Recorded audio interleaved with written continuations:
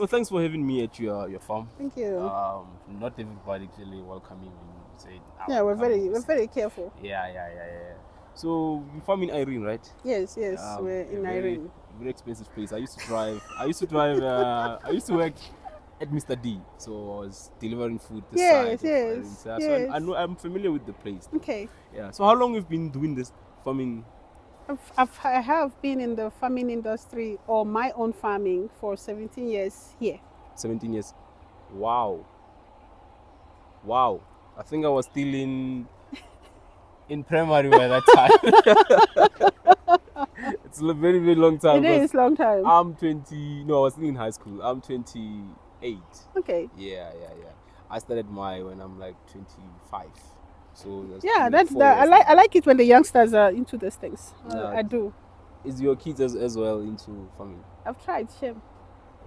It seems like they're not really interested much. What I did with the children was when I started farming, all of them were still very young. My youngest one's 18. Oh. So, but I made sure they understand what I do. Oh, okay. So they can run a hatchery. Yeah. They can grow their broilers or their layers. Okay. They know symptoms of diseases, but they say it's my calling, it's not theirs. True. Yes, but I made sure they grow with me. Yeah. So holidays, weekends, my daughters, before they went away for varsity, after matric, they were working here. I was paying them salary. So I made sure they know what I do. Oh, that's nice. Yeah. Because most parents don't really like paying their kids. No, mine start. You see, since they were kids, since they were babies, I taught them to parent at home. Whoa. Even when I give them their weekly allowances or monthly allowances, they also parent to their rooms. All the things I got for them, they pay. I taught them that responsibility. So at a very young age. So if they have to work for me, they also need to buy their own clothes and buy their own things. So I have to pay them. So doing this for the past 17 years, when do you start? Do you start with this, or do you start? Actually, it started growing. I was working in the corporates. Okay. But I did, at that time I was doing genetics. Okay. I have a lot of children, and my husband cannot just feed us alone, and the salary was not enough. So I started selling eggs. Oh, you started as a reseller? Yes, I used to buy eggs from another commercial farm there and sell in the offices, at the train stations, at the corners. Every day after work, I sell eggs. Wow, the weekends, I would go sell in Tembisa because we're not far from here. So my work is also this direction. Okay. So I'll go to all the crook and crannies, all the spaza shops. I'll sell eggs. And a business person is always greedy most. Yeah, true. So you get to a point to say, instead of me buying the eggs, let me grow myself. my own. That's how the farm started. So you started with layers? I started with layers, but it took long. But I already created my clientele. So while the layers were growing, I was selling eggs from another farm. But while I was also selling eggs from another farm, people were asking for chicken. Oh. For meat. For the broilers. Then that's when the idea of putting broilers as well came. Yes, I started selling. I started with 100 broiler. Okay. And managed it for 6 weeks. My first time, it was beautiful because there was only 2 mortalities. And I made so much money. I felt like I made millions. And it was faster than that of the eggs. Yes. I always tell people that, you see, when people advertise and you say that put 5,000 rand and have 10,000 at the end of the month, you can actually try to do it with farming, but you need to be careful. You need to be careful with that and discipline. Yeah. Because with broilers, I know it's a very quick cash. If you wanna run, I felt like immediately we started building coops. We started getting by the time the layers that we put down was 200, by the time they were ready, we were already into 700 broilers. Oh. A cycle. So the broilers actually overtake the production of layers. Started with the broilers profit. We started feeding the layers. So how many are we doing now with layers? Well, we're still small scale. Okay.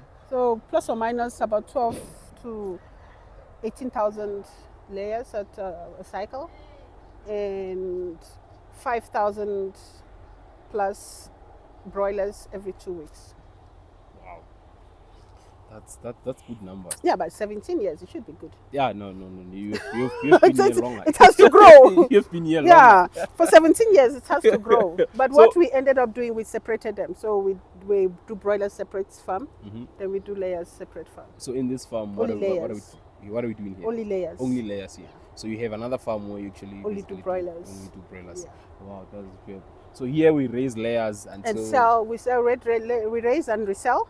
I also have a layer farm in Val area where I sell eggs, but those are not like public, they're contracted out. So I had to grow and package eggs for setting up these sessions. Oh, okay. Yeah.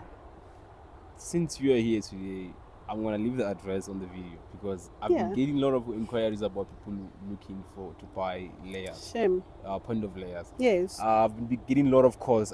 That's why even now the thing of raising layers came to my mind now, because I've been getting a lot of calls from a lot of people saying we want layers. Yeah. So people can come here basically and buy point of layers. Yes. How much do we sell in each for?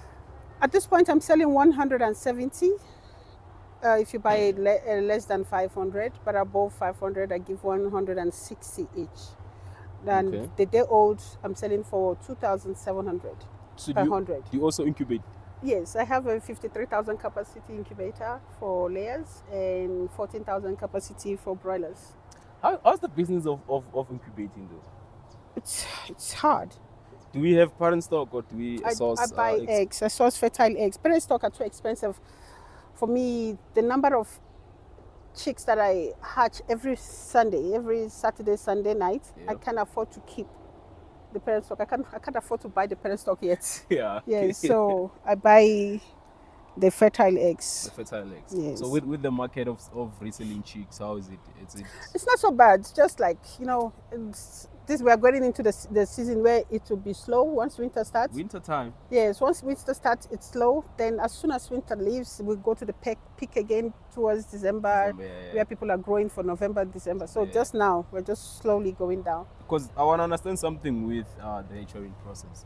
Do we receive orders and then we know how many we're going to incubate? Yes. Or we just incubate and then wait for... What I started off, because I also grow. Yeah. So the main reason of having the first incubator that I actually built that myself also, was to grow for myself. But I just realized also other small scale farmers also, they struggle to get the chicks. So what I do now is every week, I know I have to set a place, for instance, the broilers. Yeah. I hatch plus or minus 18,000 every Sunday. Okay. So I place that 18,000. Then I start taking orders. Oh. So I try as much as possible to finish up the orders and maybe leave 2,000, 3,000 nyana for myself. Okay. So that's how my cycle goes. So have you ever had a challenge whereby maybe, let's say you've incubated 18,000 of them and I didn't sell them. And you didn't have any order coming through. So what do we do now? I grow them. That's the reason. That's the advantage of having a grow out facility. Though the feeding becomes a problem, but because you didn't budget for the 18,000, so now you have to pop I up have. more money. Let me see. The highest I've done. I remember when I had 12,000 in the machine, and I only sold about 3,000 of them. Ooh. So I had 9. But what I did, I placed them on the ground. Okay. In as much as it's not advisable. Yeah. To sell them 1 week, 2 weeks. Yeah. But you just have to. I just had to, because so as soon as I placed them on the ground, I started selling them. I'll place an advert, 1 week old broilers. I don't advise it. I don't advise you to take 1 week old broiler from this farm to that farm. It's not advisable. It's very risky. It's very risky. Yeah. So, but I needed to make space. I needed to get rid of them. So I just started like that. So by the time they were 6 weeks, I was left with about 3,000 something, which was manageable for me. Yeah. So with your layers, because I never done layers though. Yes. I'm still gonna go into the layer. Yes. So what I wanna know with the layers, you place them in the house, obviously, as day old chicks. Yeah. We give them stress pack. Yeah. We give them feed starter. Yeah, right. So after 18 weeks, I guess that's when they're gonna start to actually expected to start laying. Lay. Or clients to start picking up. So when they're when they are laying, do we consistently give them feed, or do we calculate how much feed you need to actually give them? Actually, from starter, you have to calculate how much feed you give them. You just don't so you don't feed like broilers. Unfortunately, there are always feed in their feeder. Yeah. But they're calculated. Let's say, for instance, a day-old chick cannot finish 80 grams of feed. True. Also, what I'm saying, what I want to get is that, do we consistently give them feed? No, you can't overfeed layers. Oh, okay. That's you overfeed them, they become fat, and they grow fat around the calca, and you see it becomes struggle to lay eggs. So they have to eat certain amount at 24 hours. So you calculate the feed plus or minus 110 grams, 100 grams, 110 grams. If you overfeed, winter time they eat a lot. So if you overfeed 120 grams maximum, that's overfeeding actually. Oh, so you have to calculate 24 hours. That's a particular amount that they have to take. Oh, okay. Because you see that they're lanky. Yeah. If you look at the broiler layers, they're lanky. Yes. They don't have fat. Yeah. Only when they finish laying, then you feed them to have fat. But they don't have fat. I like saying they're skinny. Yes, they're sort of skinny. They've got muscles and meat only. Yeah. So you don't get to see those layers of fat. Yeah. So they need to be, your feeding system needs to be calculated. Jeez. Yeah. So what was the worst experience that you had in this business? Where you were like... There were many worst experiences that I had to almost give up. There's so many. that one experience you're like, nah, you know what? I'm done with this thing. Let me see one. When we started load shedding. When load shedding started and I was traveling to Botswana. Yeah. And I managed my incubator by myself. And it was connected with the phone. So, and all the monitors and everything I had to read. But as soon as I jumped over Botswana, there was no electricity. The generator could not kick up. The backup one? And the backup one could not kick up. And I had 11,000 eggs in the machine, broilers, already paid for, collected money from. Jeez. By the time I came back, it's all dead. And they were just 3 days. The calculation was just jump in, get people to look at it, the kids and the people they help in the house. Yeah. Because my first machine was at home. Yeah. Get people to look at it, jump in, jump out, come back. Everything. Gone. Not even one. Damn. That was one of them. I remember I went to Mozambique. I trained. I drove. Normally, this is the thing. Biosecurity says that you don't take you don't bring in your things from another farm to this place. You don't let people, your traffic, you have to control. Yes. I stayed away from the farm for 3 days, which is unusual. Yeah. Then I drove from Mozambique. I called into Pretoria. I came straight to the farm. I should have gone home. Yeah. Changed the car. Oh. So when you were there, you actually visiting the other farm? I went to train in another farm. Then I came back with Gomboro. And the birds were already 4 weeks old. And they were already paid for too. By the time we were 6 weeks old, by the time we were supposed to be clocking at least 2.2 kgs. Yeah. We were clocking 1.8, we were clocking 2 kgs, and they were left from 3,200 to about 700. Yeah, to like plus or minus 700. You've been losing a lot of money. But that's the business we're in. Yeah, it's risky. There was a farm next the other side of the road. Just during the avian. It's a private farm. Yeah. But they lost over 250,000 layers. Oh. And they had to cull them. So that's the risk. The business we're in. It's crazy. But then again, the profits also overshadows the losses. Because I even remember with me one time, I lost. I think it was last year though. And now when I turn to record and I forgot, I remember what was happening. So apparently, when I was mixing my stress pack, I think the peg, it was old or something. It was expired. It is expired. Oh. I was picking up like 20, 30 chicks a day, and I was like, nah, maybe I need to go back and work again. At least you do 20, 30. I remember that house there. Yeah. I normally use these ones for brooding. These two? Yes, I like to brood. Yeah. I can put a lot, for instance, I can brood 5,000 here. Then as they grow, I separate them. Okay. And then I take them to their different. I've got other houses at the back, and these ones are for the big ones. Yeah. I've got like big houses at the back. How many houses do we have? I have in the farm. I have about 8. 8 houses. Oh, yeah. Okay. But these are the small ones. These are mainly for brooding. Because I can even see the size of the height. Yes. The other ones, yes. These are mainly for brooding. I use 4 by 26. Yeah. So if you've placed full birds, just about 1,800 to 2,000. Yeah. So, but I just use them for brooding. Yeah. Oh. But I had about 4,000 plus in that house. I don't know what happened. I use Biola. So actually all my heating I use Biola. Yeah. You can see the wood there. I see they get a lot of yes. Yeah. But my people that first week, mm-hmm. normally when I place a lot of birds, I sleep in the farm. You don't go. I don't go so that I keep eye. There's a lot of money there. You can't just let anyone watch your money. Because I can tell you how much I mean myself that I've put in the farm, so I won't play with it. But that time I had a sickly child, so I had to go home. You had to. They slept. What they did, instead of burning out the wood, they took the wood, everything in there. The place was packed with smoke. Ooh. By the time we went 2 weeks, they were all dead. Ooh. But obviously I fired the people who are responsible. So there are risks in the business. Because I remember I was telling some, because I also get a lot of people who come to me, they say that they want me to mentor them and stuff. And I also tell them that guys, when you do this thing, you don't do it remotely.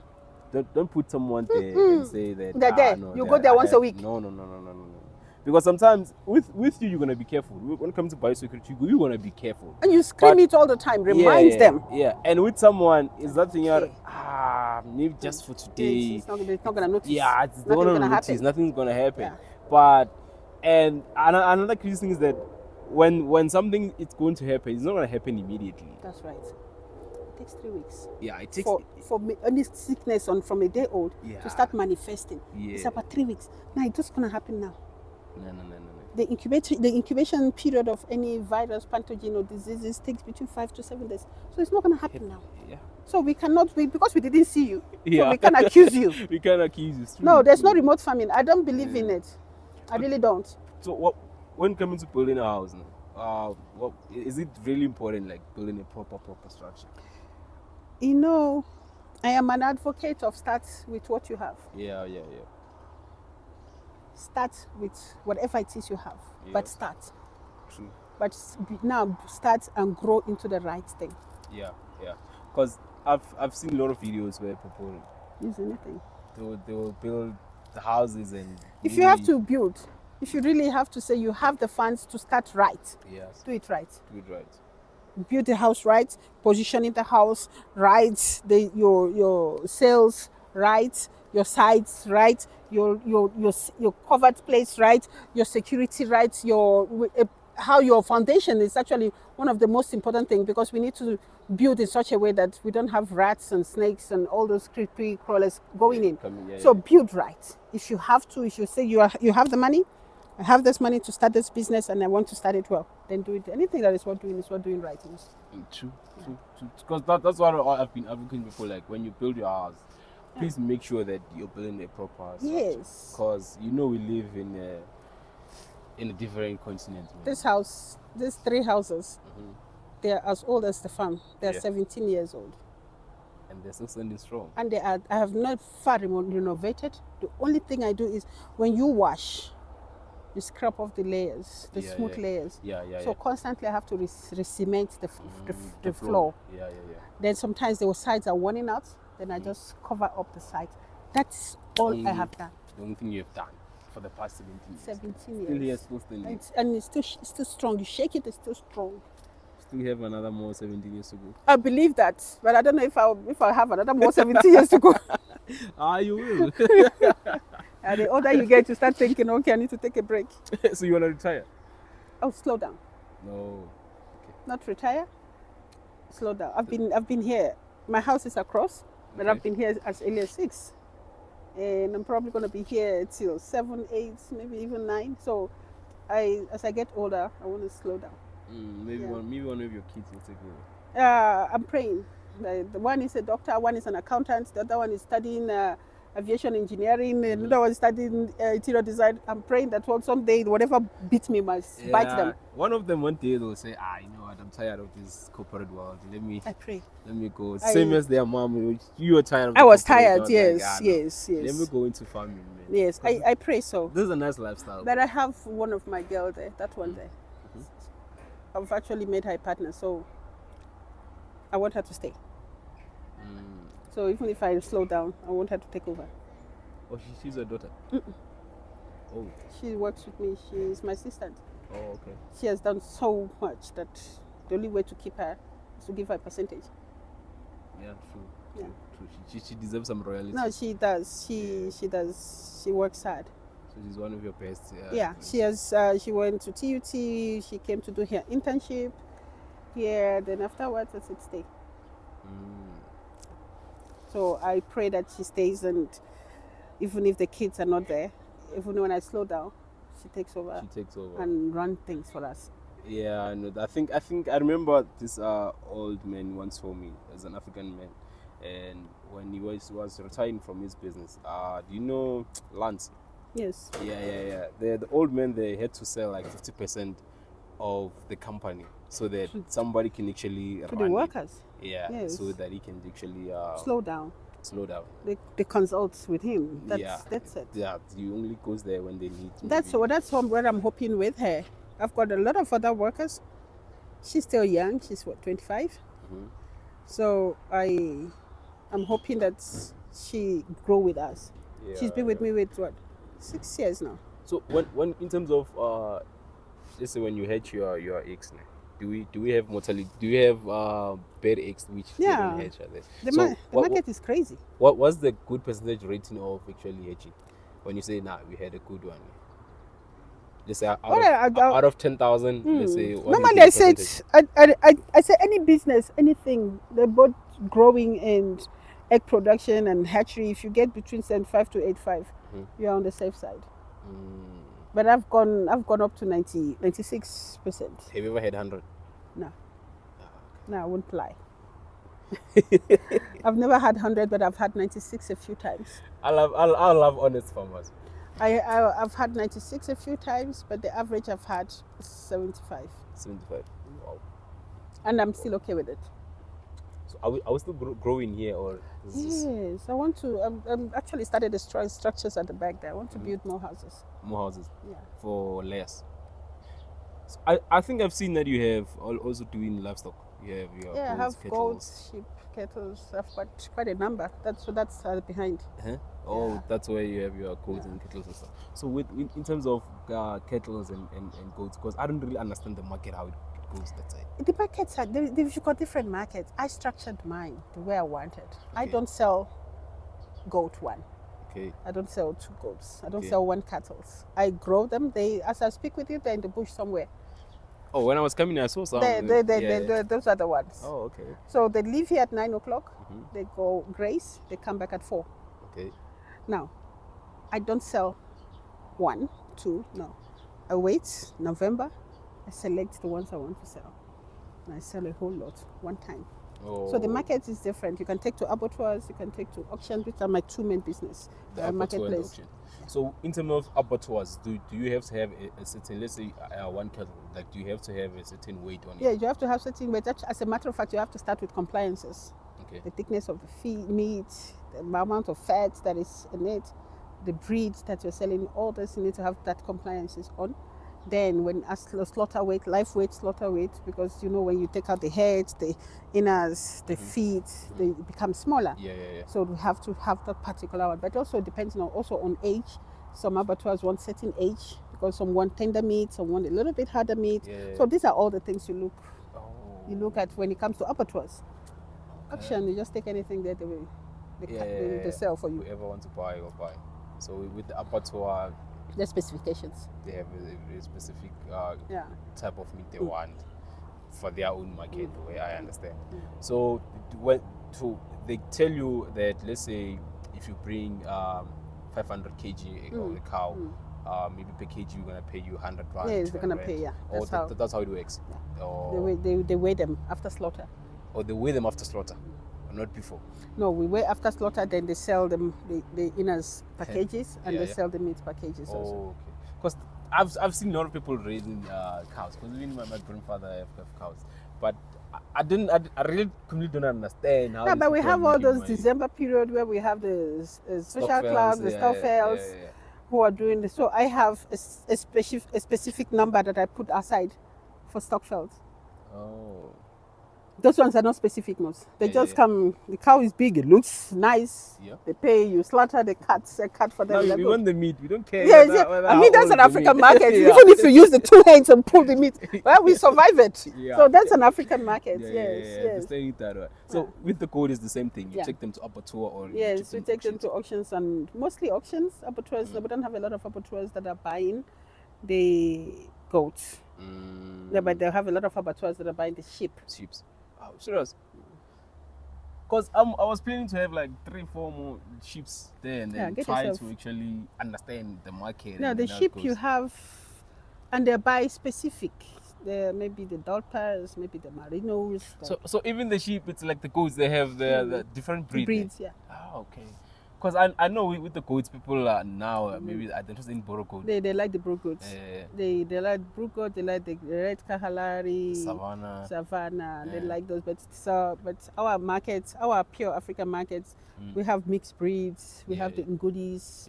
The local ones are the people who want those traditional local goats. Yeah. So it also depends. Do we have any pigs?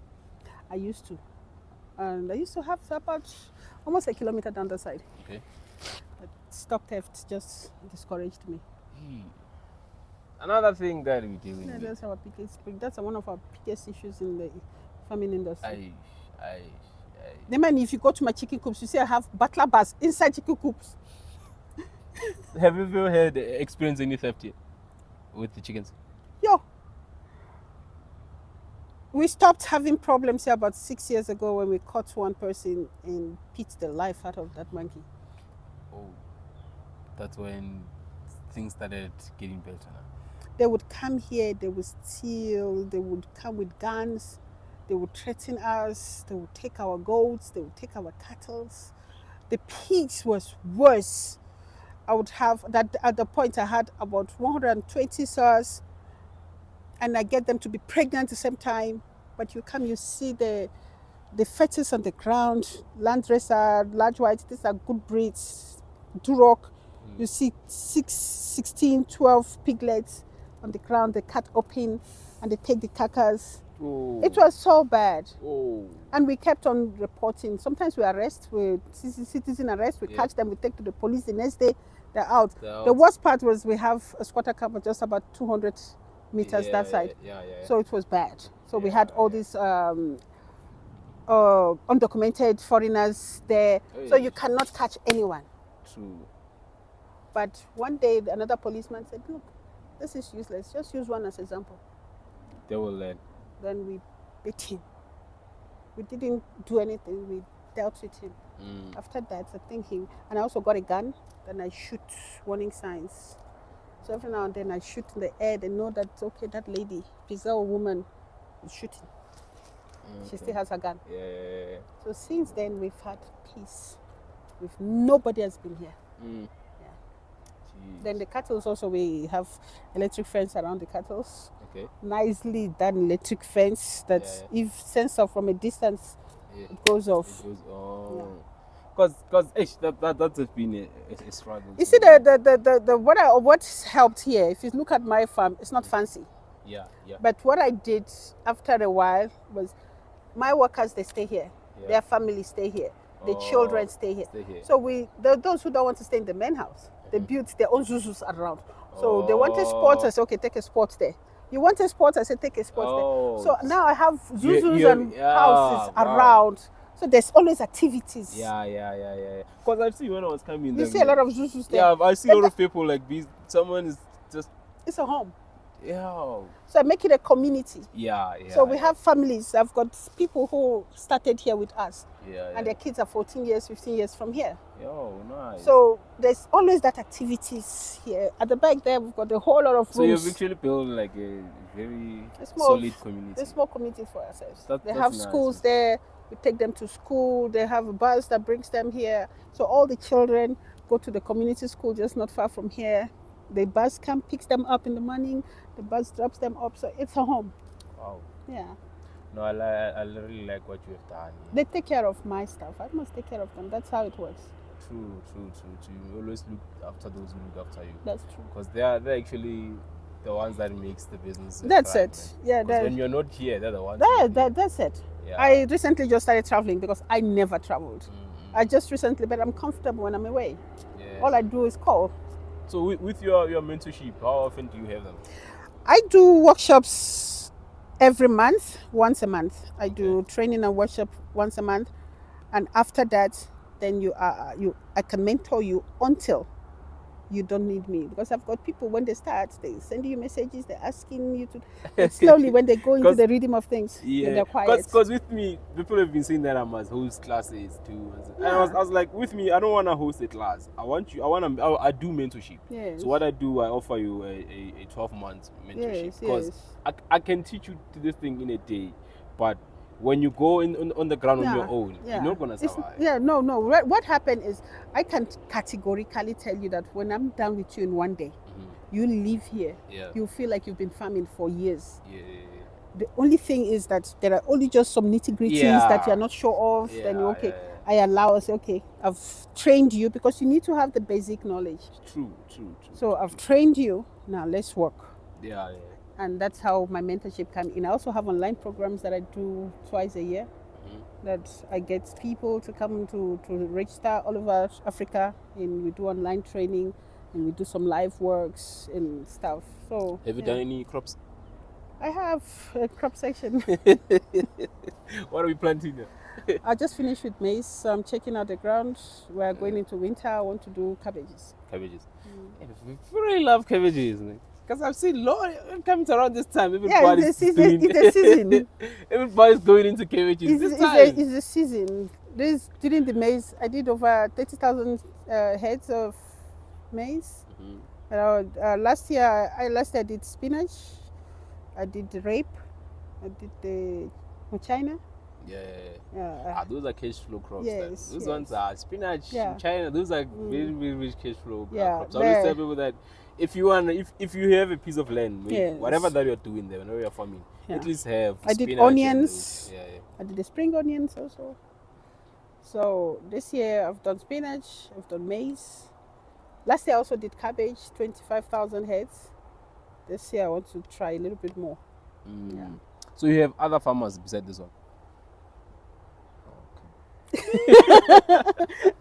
I'm not saying yes or no. Before you start thinking, okay, that woman is rich. Not you. That people will start thinking, looking at you different ways. I know what you're talking about. But I always tell people that in farming, I don't remember someone saying that a farmer is rich, man. Because if you are into this thing and you understand, you can have 1 million today, and tomorrow you have nothing in your bank account. A traffic cop stopped me one day with this, and I was like, you see, I don't know. I begged them. I said, you see, I'm a very poor farmer. He said, no, farmers, they just hide themselves. But we're not hiding ourselves. No, but we do have crop farming. Yeah. So we also have a lot of things that are building up, coming up very soon. But with the 17 years experience, no. And farming, it's like a bug. One thing bites you, and it gives birth to a whole lot of other things. So we end up doing everything. But it's always nice to master something before you venture into the next one. I always say when you're doing broilers, out of all the activities that you have, your crops, livestock, poultry, which one do you say, this one it's the best? Livestock. But my passion is in poultry. Into poultry. But livestock is but financially, livestock has done great for me. Yeah, because you sell 50 cattle. You get a bulk of that money. You invest it in something else. Yeah. 50. So livestock has been the greatest for me. Poultry, not broilers in particular. It's my choice. So between broilers and layers, which one do we take? I take both. I choose one. I can't. One. No, you know what, ne? With the layers, good management of layers, you make 300% of your profit, of your money, with good management. Yes. But the only difference is with broiler is just fast generator. True.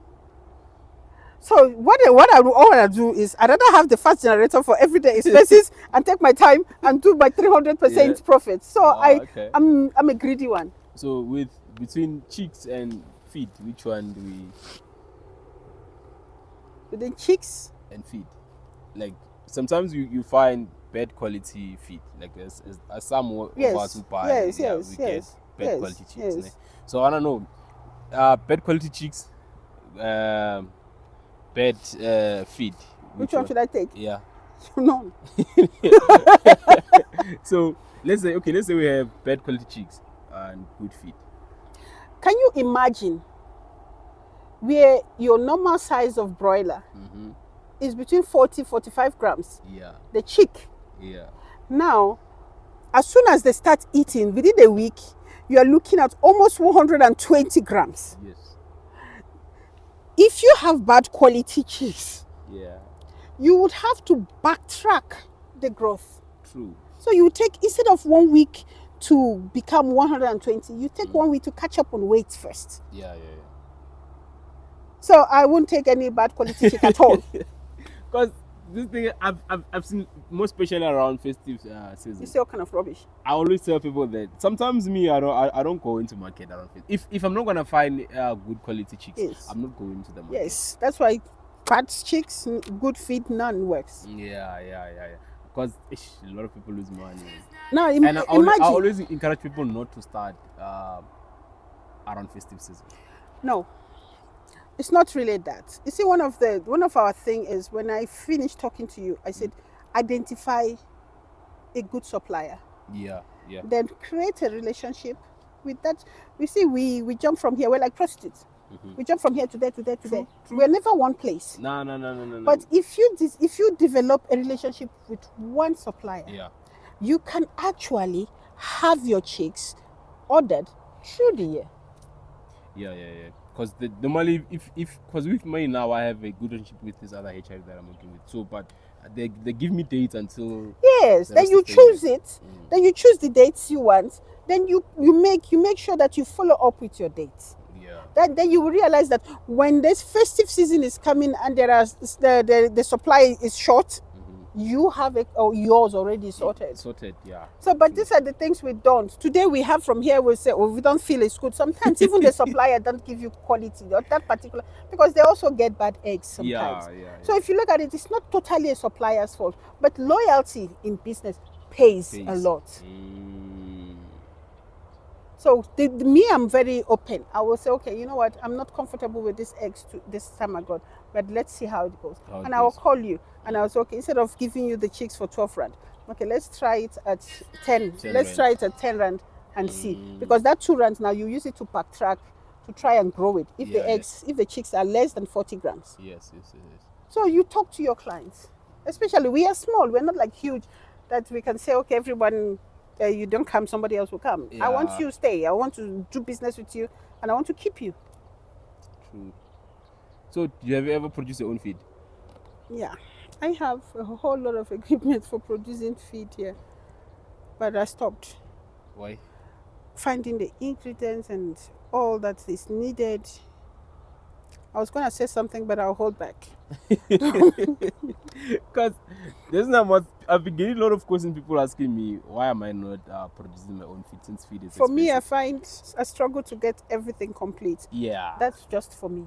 I'll find this here, I'll find that here, by the time I finish, it doesn't worth it. And you realize that there's also still that one main ingredient that is held out from the market. Yeah. Because with what I was saying to people is that sometimes you can find all the ingredients you need, but I find that maybe the other ingredients in Cape Town, the other one is in Taiwan, the other one is in But that PE. is just the truth. And by the time you drive and get an order, and by the time you bring them together, you find that actually the cost it's more than it does actually buying. But let me also tell you, in as much as feed takes about 75% of our cost, with good management, you still make profit. True.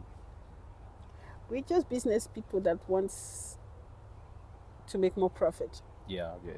That's just for me. But no matter how expensive that feed is, get yourself good feed, get yourself good quality brand. Yeah. You will still make profit. Because I was telling this other lady the other day, she went and buy cheap feed, and I was saying that that cheap is actually expensive. That everything, not just on feed. And she didn't believe me, because I was telling you that I can raise 100 broilers with only 6 bags. But that's basically 6-7 bags. You have good size. Yeah. And sell them off. And with her, she said, "Nah, but I raised mine with 8 bags." Why? And I was saying to you, it's because of the feed you buy. You went for the cheap one. Yes. So, but we don't understand that. Low. We don't. You see, that's the problem with some of us. We do not understand that because we're all seeking for cheap products, cheap feed, cheap this. I noticed coccidiosis in one of the houses. Mm-hmm. Then I was not around. I lost my dad about a week today. Mm. So I was still crying and everything. Then I sent them to go buy antibiotics. Yeah. I told you which one to buy. They went there, they looked for the cheaper one. Ooh. With the coccidiosis, 3 days of coliprim. By the time they are 5 days, they are fine. Yeah. With coccidiosis, 3 days of sulfarizine cysteine, 2 days, 3 days, they are fine. But this one, they bought the cheap one, and they say it's antibiotics. It's also for coccidiosis. Yeah. I just got today. Today I just got what I wanted because it was still there after a week. Yeah. Now cheap is expensive. So we have all these houses there. They're all for layers. Oh. And they were all locally built. with the what you call with the finances that we had. Yeah, yes. Yeah. And that's our heater. So this is your heating source. Yes. Because people always ask me, so how do you do this thing when you don't have electricity? Yeah, but then you can always find a way. You find a way out of this thing. If you go to some of the houses that have solar lights, in case there's no electricity, I use my boiler. See, this is what we must have. That is another thing that people don't understand also. We must have this. Food bath. Yes. For biosecurity. It must be done. It must be. Yeah. You got them from Poultry? Yeah, I am a brand ambassador of Poultry, eh? I have so much love for that guy. Man. They are my babies. Me too. And they've been saying that I must meet you. Really? Yeah. The CEO called me and said, "No, I want you to meet this lady." I'm like, "I know her. I've been seeing her work. I will go one day and meet her." So this is the layers. These are layers. How many weeks? 8 weeks. 8 weeks. Wow. But they're big for 8 weeks.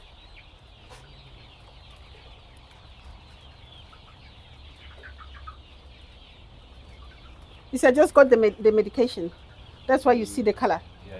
But you can see they finished it. What I did this morning, I actually made a video on this to post on social media. Okay. This morning I just withdrew all the water.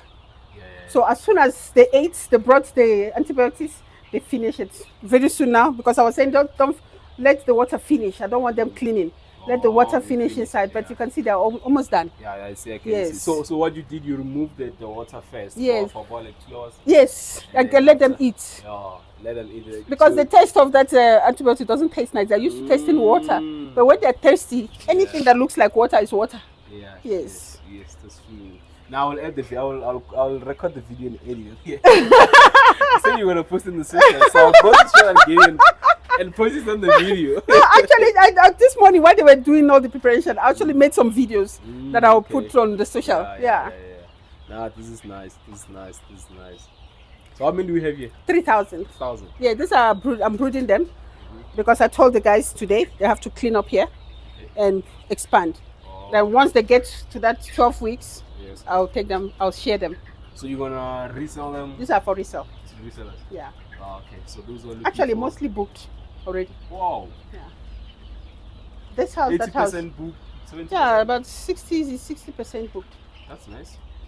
Once I place them on the ground, I start selling them. You start to advertise. Yes. I normally don't let people in, but I advise you to come. We can always sit there. That's my place. Yeah. We can always sit there because you know the internet scam and all those. Yeah, and the fact that I speak English also, I'm already a criminal until I prove otherwise. Yeah. Because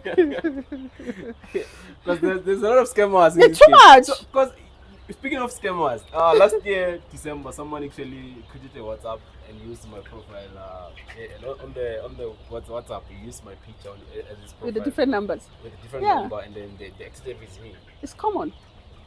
Have you ever had? I have many of them. I just recently posted something and a video and pictures just to tell them, look, if it doesn't sound like me, doesn't look like me, it's not Peezel Farms.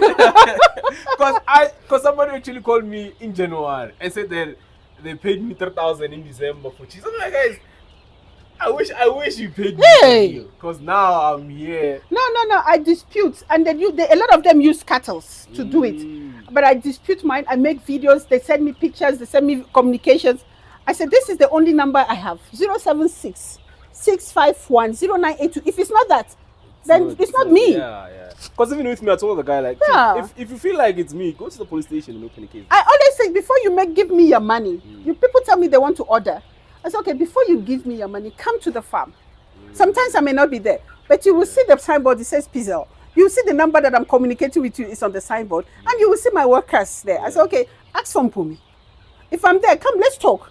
Then go back and think about if you want to do business with me. I'm really not in a hurry to take your money. True. I always do that. So that's... So this is the only chickens we have now? No, I have quite. I'm not going to take you all around. Yeah. Yes, but I have, in the farm now, at this moment, I have about 11,000. 11,000. Are we growing them or some they're laying? All growing. I'm growing all because the farm in Val, I need to change some of the egg, some of the layers. Oh, so some you're gonna be taking them to? Yes. Oh, that's nice. No, thanks, man. I really appreciate it. Thank you. This is gonna be the end of the video. You can say bye. You can pause.